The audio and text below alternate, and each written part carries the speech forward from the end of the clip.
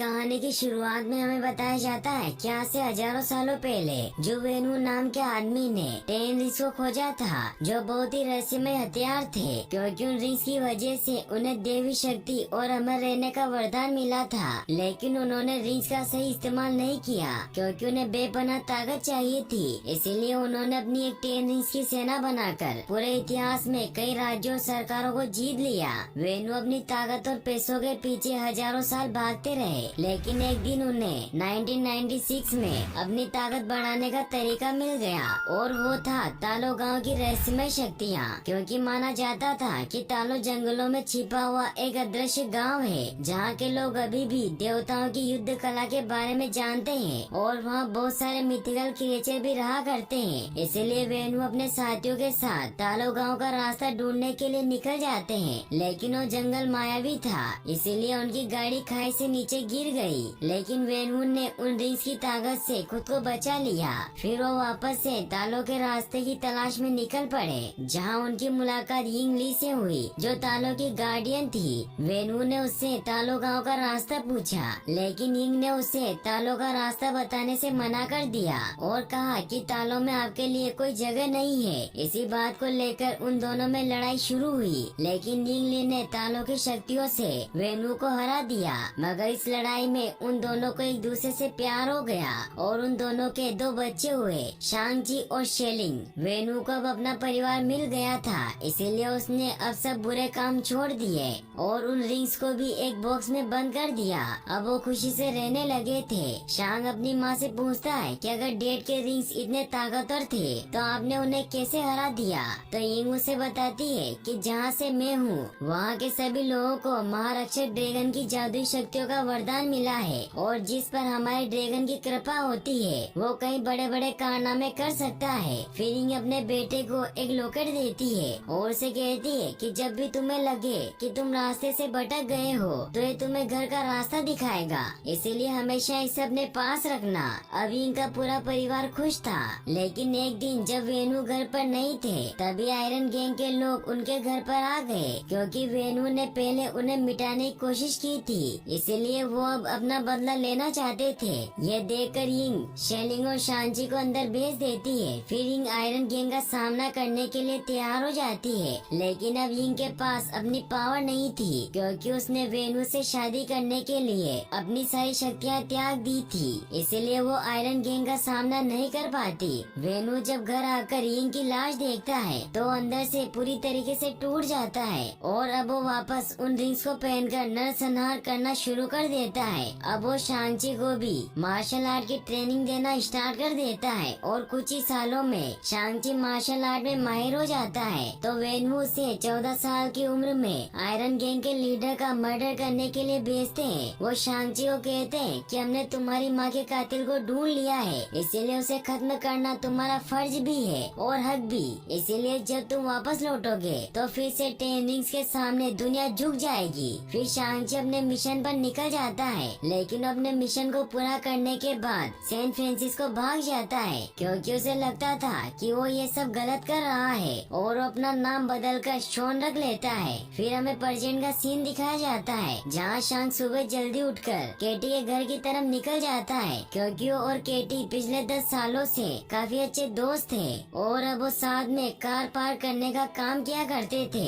एक दिन जब वो बस से अपने काम पर जा रहे होते हैं तो कुछ 10 रिंग्स आदमी के लोग उन पर हमला कर देते हैं, जिन्हें वेनु ने शांची के गले में लगे लॉकेट को लेने के लिए भेजा था। शांची उन्हें वो लॉकेट नहीं देना चाहता था, क्योंकि उसकी माँ की आखिरी निशानी थी, इसीलिए उस पर हमला कर देता है और उन सभी आदमियों को मार देता है। लेकिन तभी रेजर फिस्ट उस पर हमला कर देता है, क्योंकि रेजर फिस्ट 10 रिंग्स का सबसे खतरनाक योद्धा था और उसकी तलवार किसी भी चीज को काट सकती थी। शांची उसके वार से बचता जाता है, लेकिन रेजर फिश की तलवार की वजह से उस बस के ब्रेक फेल हो जाते हैं, जिससे वो बस आउट ऑफ कंट्रोल हो जाती है और बस ड्राइवर भी बेहोश हो जाता है। तो केटी बस को चलाने लगती है और शांग रेजर फिश से लड़ने लगता है, लेकिन रेजर फिश की तलवार की वजह से बस के 2 हिस्से हो जाते हैं। ये देखकर शांग सभी लोगों को दूसरी साइड पर ले जाता है और वो रेजर फिश को धक्का देकर बस के बैक साइड में पटक देता है, जिससे वो डिब्बा अलग होकर क्रैश हो जाता है। लेकिन रेजर फिस्ट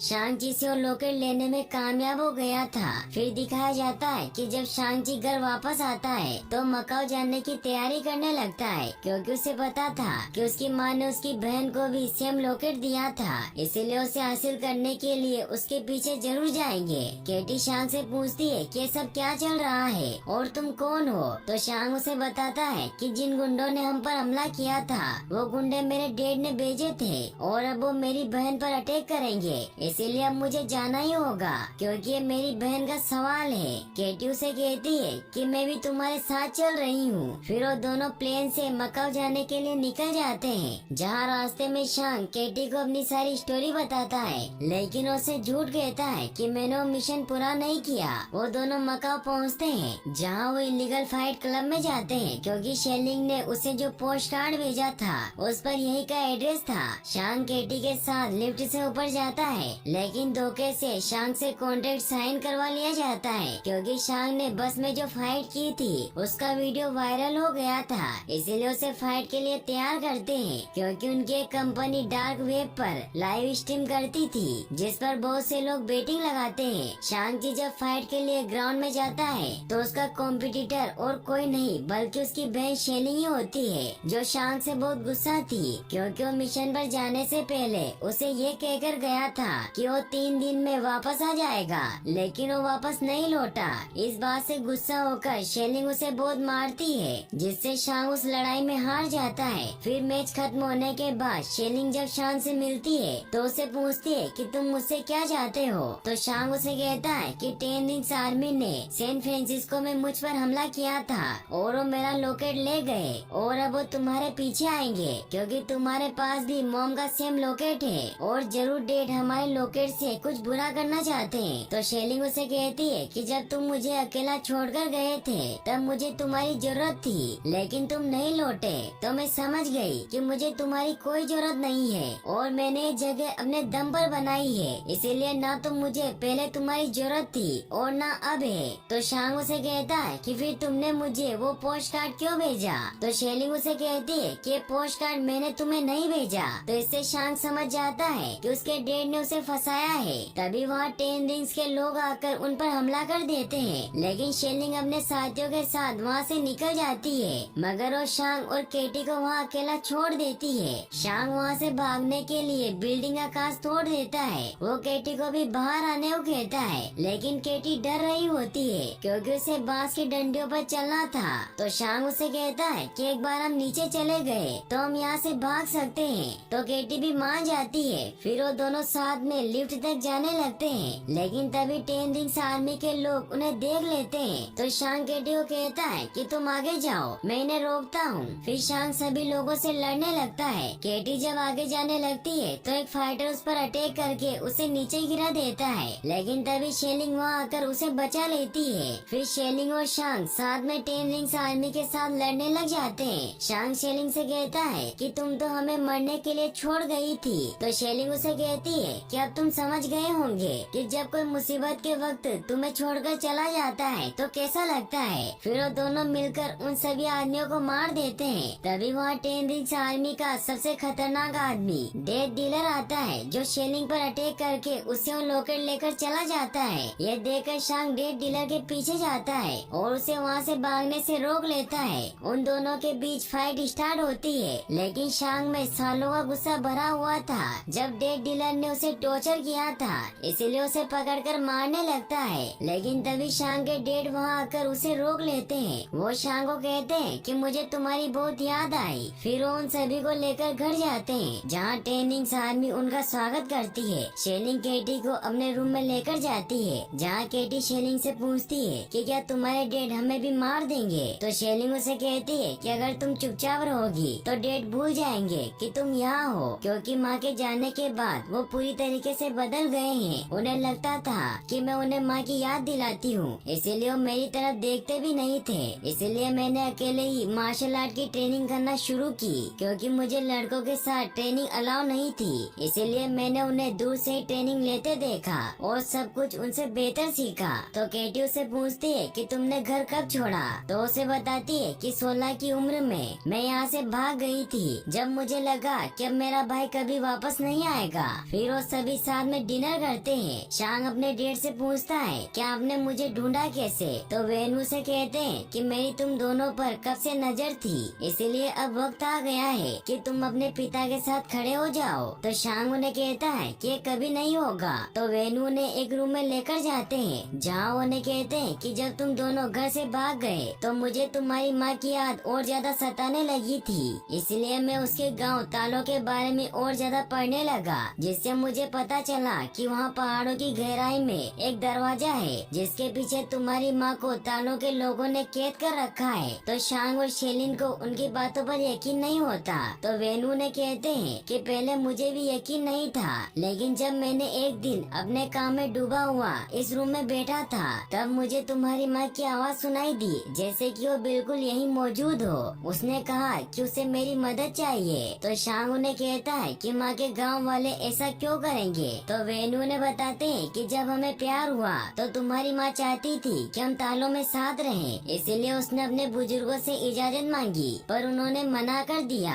उन्होंने कहा कि मैं इस लायक नहीं हूँ। इससे वेनु को लगता है कि यिंग आज भी जिंदा है, लेकिन तालों के लोगों ने उसे कैद कर रखा है। तो शांग अपने डेड को समझाता है कि मोम अब जा चुकी है। तो वेनु उन्हें हॉल में लेकर जाते हैं जहाँ उनकी मोम के दिए हुए लॉकेट को जैसे ही ड्रैगन की आंखों में लगाते हैं तो उसमें से बहुत सारा पानी निकलकर अचानक से फ्रीज हो जाता है, और जब वो पानी जैसे ही नीचे गिरता है तो उसमें से एक रास्ता बनने लगता है। तो वेनु ने बताते हैं कि तालों का रास्ता एक भूल भुलैया है, लेकिन जंगल के बीच एक सीधा रास्ता भी है जो साल में सिर्फ एक बार एकादशी के दिन खुलता है, लेकिन उसके लिए पता होना चाहिए कि रास्ता कब और कहाँ खुलेगा। और अब मुझे दोनों पता है। फिर वो अपनी पूरी 10 रिंग्स आर्मी को कहते हैं कि आज से 3 दिन बाद हम मेरी वाइफ को उसकी कैद से आजाद करवा कर घर वापस लाएंगे। फिर वो शांग को कहते हैं कि मैं इसलिए तुम्हें यहाँ लाया हूँ ताकि तुम तुम्हारी माँ को घर लाने में मदद कर सको। तो शेलिंग उन्हें कहती है कि अगर गांव वालों ने आपको रोकने की कोशिश की तो आप क्या करेंगे? तो वेनु ने कहते हैं कि अगर उन्होंने ऐसा किया तो पूरा गांव जलकर खाक हो जाएगा। तो शांग उन्हें कहता है कि इन बेकार की बातों से आप मोम के गांव में नहीं घुस सकते। तो वेनु गुस्सा होकर शांग और शेलिंग पर अटैक कर देते हैं और उन्हें जेल में कैद करने का ऑर्डर दे देते हैं। वेनु जब अपने रूम में जाते हैं तो उन्हें वापस से यिंग की आवाज सुनाई देती है। वो उन्हें कहती है कि हम सब जल्द ही एक साथ होने वाले हैं। वहीं शांग, शेलिंग और केटी को जेल में बंद कर दिया जाता है, जहाँ शांग उन दोनों को कहता है कि अगर हम डेट से पहले तालो नहीं पहुँचे तो फैमिली की बची कुची निशानियाँ भी खत्म कर देंगे। तभी उन्हें वहाँ कुछ आवाजें सुनाई देने लगती है, और जब वो उस तरफ जाते हैं तो वो देखते हैं कि वहाँ एक कलाकार होता है जिसका नाम ट्रेवर स्लेटरी होता है। ट्रेवर उन्हें अपनी स्टोरी बताता है कि कुछ समय पहले एक प्रोड्यूसर ने उसे टेररिस्ट का रोल दिया था, लेकिन वो ट्रेवर को बेवकूफ बना रहा था क्योंकि वो प्रोड्यूसर खुद ही एक टेररिस्ट था। इसीलिए जब ट्रेवर ने टेररिस्ट का रोल किया तो पुलिस को लगा कि वो एक टेररिस्ट है, इसलिए उन्होंने उसे पकड़कर जेल में डाल दिया। और उसके बाद वेनु ने उसे वहाँ से छुड़वाया ताकि वो उसे मार सके।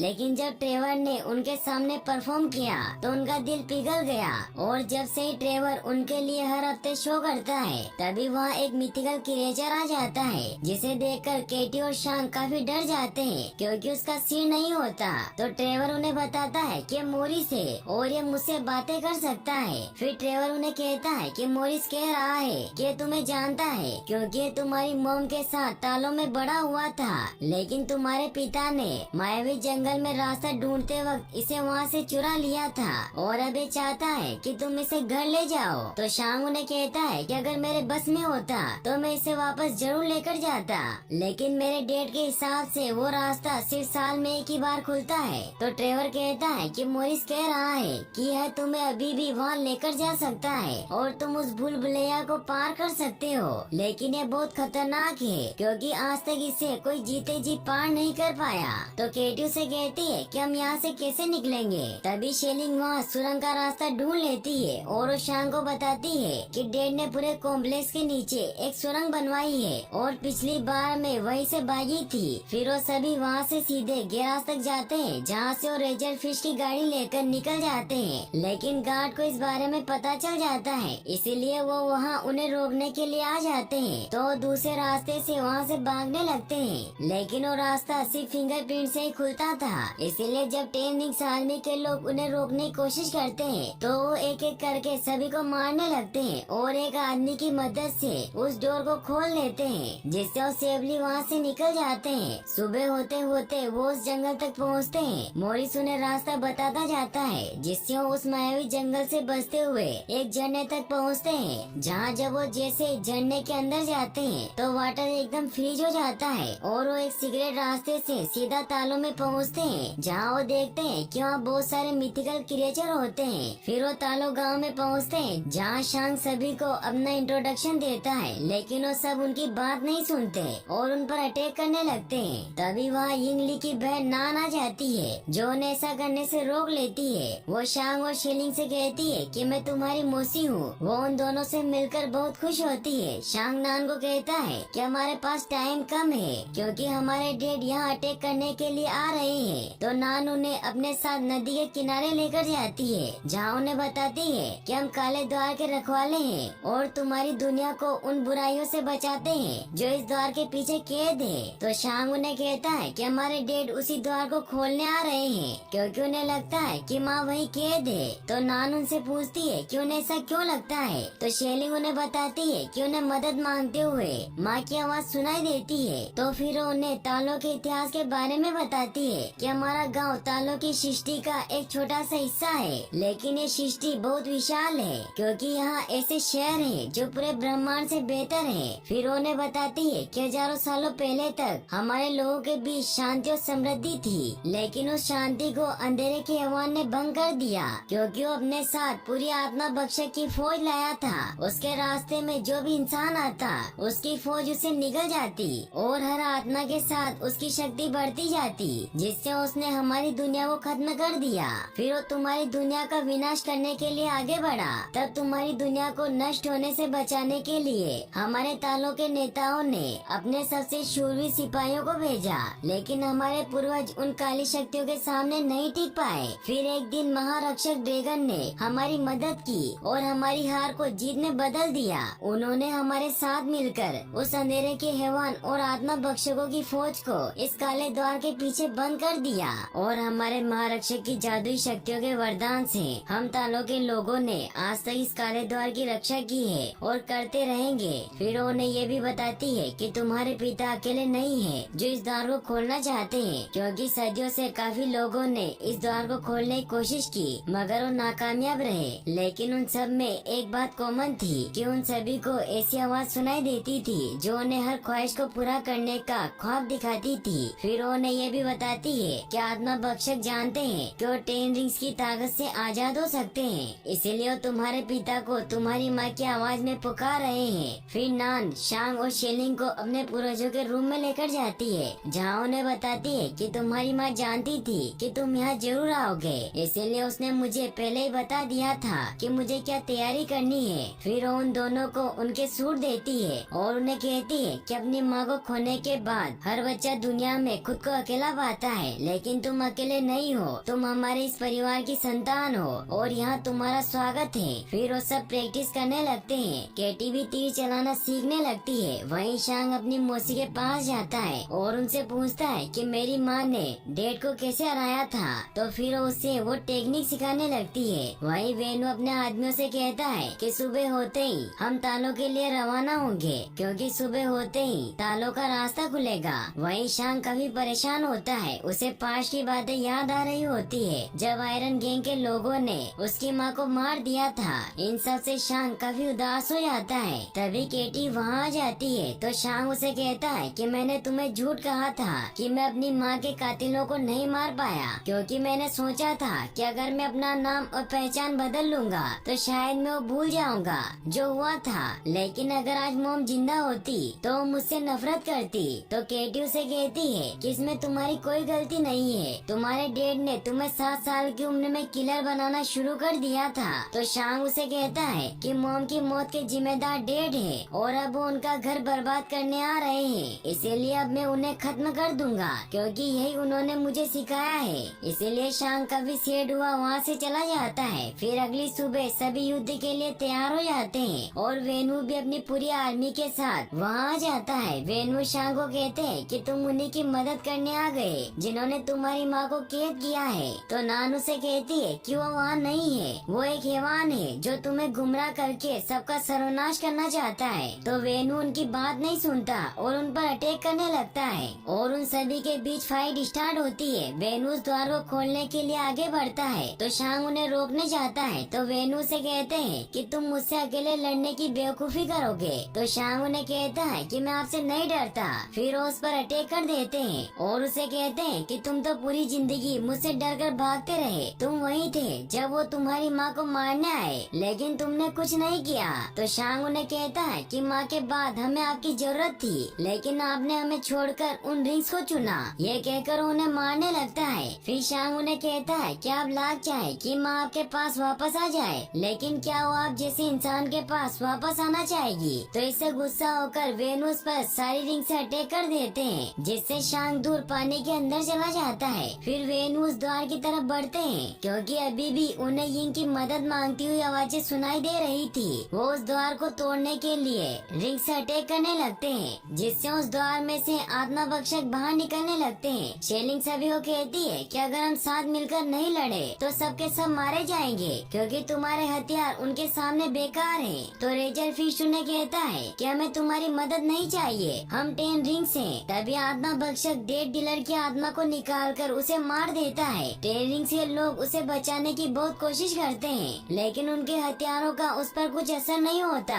आत्मा भक्षक रेजर फिश पर भी हमला कर देते हैं, लेकिन नान उसे अपने हथियार की मदद से बचा लेती है क्योंकि सिर्फ तालों के हथियारों से ही उन्हें मारा जा सकता था, क्योंकि उनके हथियारों पर ड्रैगन की खाल लगी हुई थी। इससे अब रेजर फिश भी समझ जाता है कि वो अकेले उनका सामना नहीं कर सकते, इसीलिए उनका साथ देने के लिए तैयार हो जाते हैं। वहीं वो आत्मा भक्षक आत्माओं को लेकर काले द्वार के पीछे जा रहे होते हैं ताकि वो अंधेरे की हैवान की ताकत बढ़ा सके। नान शेलिंग को बताती है कि अगर अंधेरे की हैवान की ताकत और ज्यादा बढ़ गई तो उसे कोई रोक नहीं पाएगा। फिर वो सभी हथियार लेकर उन आत्मा भक्षकों का सामना करने के लिए पानी की तरफ जाने लगते हैं। वहीं शांग उस पानी में डूब रहा होता है, तभी उसे अपने बचपन की बातें याद आने लगती है जब उसकी मॉम ने उसे कहा था कि डरो मत, ड्रैगन का आशीर्वाद हमेशा तुम्हारे साथ है और तुम मेरे और तुम्हारे डेट की अच्छाई का हिस्सा हो, इसीलिए जो भी हमने तुम्हें दिया है उसे दिल से अपना लो। तभी शांग की आँख खुल जाती है और महारक्षक ड्रैगन भी गहराई से निकलकर उसके सामने आ जाता है।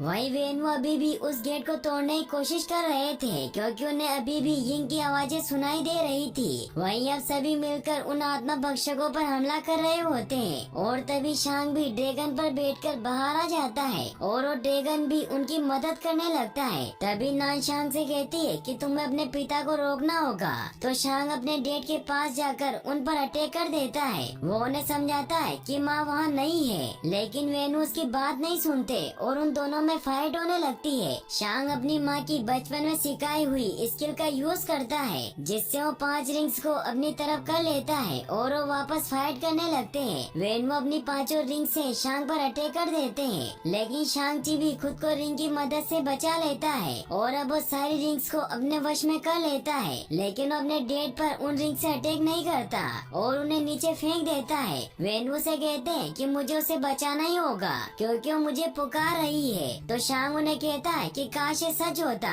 तभी अंधेरे का हैवान बाहर आ जाता है और वो वेनु और शांग के ऊपर अटैक करने लगता है, लेकिन वेनु उन रिंग्स की मदद से शांग को बचा लेते हैं। लेकिन वो ड्रैगन वेनु को पकड़ लेता है और वो उनकी सोल को खींचने लगता है। अब वेनु भी समझ गए थे कि वो गलत था, इसीलिए अपनी रिंग्स को शांग को दे देता है और उस ड्रैगन के हाथों मारे जाते हैं। तभी वो हैवान शांग पर अटैक करने लगता है, लेकिन तभी शेलिंग ड्रैगन पर बैठकर अंधेरे के हैवान पर अटैक कर देती है, जिससे वो हैवान इंजर्ड हो जाता है क्योंकि अभी उसकी शक्तियाँ कम थी। इसीलिए वो और लोगों की सोल खींचने के लिए गांव की तरफ बढ़ने लगता है। यह देखकर शांग उस काले द्वार को पत्थरों की मदद से बंद कर देता है और ड्रैगन पर बैठकर गांव की तरफ बढ़ने लगता है ताकि वो उस हैवान को रोक सके। ड्रैगन अपनी पावर से हैवान पर अटैक कर देता है और उसे अपनी पानी की शक्तियों से पकड़ लेता है, लेकिन तभी आत्मा भक्षक बहुत सारी आत्माओं को पकड़कर हैवान के मुंह में डाल देते हैं, जिससे उसकी शक्तियाँ और ज्यादा बढ़ जाती है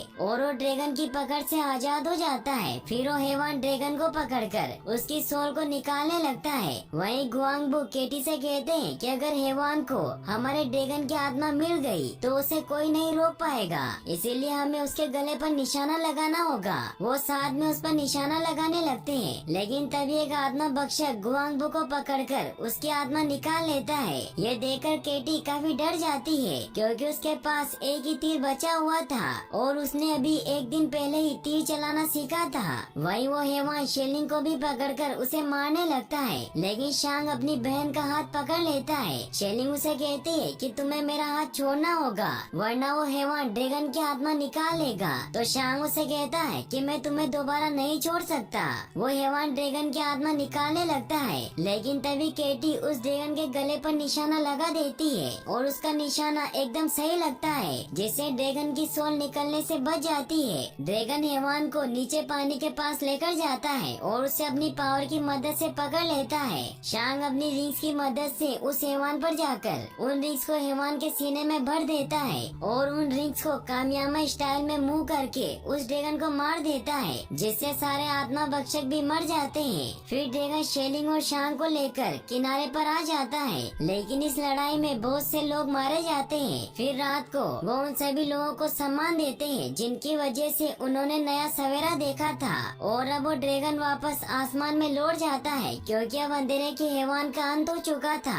फिर हमें दिखाया जाता है कि शांग और केटी वापस सैन फ्रांसिस्को जाकर अपनी ये स्टोरी अपने दोस्तों को सुना रहे होते हैं, लेकिन उन्हें उनकी बातों पर यकीन नहीं होता और उनसे पूछते हैं कि अगर ये सच है तो तुम्हारी बहन कहाँ गई। तो शांग उन्हें कहता है कि वो तो घर गई है मेरे डेट के गैर कानूनी धंधे बंद करवाने के लिए, लेकिन उन्हें उनकी बातों पर यकीन नहीं होता। तभी वहाँ वोंग उन्हें लेने के लिए आ जाते हैं। वोंग शांग से पूछता है कि क्या तुम्हारे पास अभी भी वो रिंग्स हैं? तो रिप्लाई में शांग उन्हें कहता है कि अभी भी मेरे पास वो रिंग्स हैं। फिर शांग और केटी वोंग के साथ वहाँ से चले जाते हैं। ये देखकर वहाँ सभी शॉक्ड हो जाते हैं और यहीं पर ये मूवी एंड हो जाती है। फिर हमें इस मूवी के पोस्ट क्रेडिट सीन को दिखाया जाता है, जहाँ वोंग उन 10 रिंग्स की टेक्नोलॉजी को समझने की कोशिश कर रहे होते हैं, लेकिन उन्हें कुछ समझ नहीं आता। वहाँ ब्रूस और कैप्टन मार्वल भी मौजूद होती है, जिन्हें भी लगता है कि ये रिंग्स ना तो चितोरी है और ना ही वाइब्रेनियम, इससे उन्हें भी कुछ समझ नहीं आता।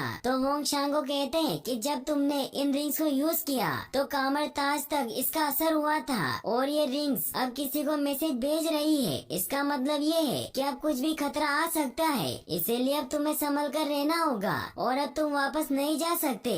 फिर हमें इस मूवी के एंड क्रेडिट सीन को दिखाया जाता है, जहाँ शेलिंग अब 10 रिंग्स आर्मी की लीडर बन गई होती है और अब वो मेन और ह्यूमन दोनों को मार्शल आर्ट की ट्रेनिंग देना स्टार्ट कर देती है।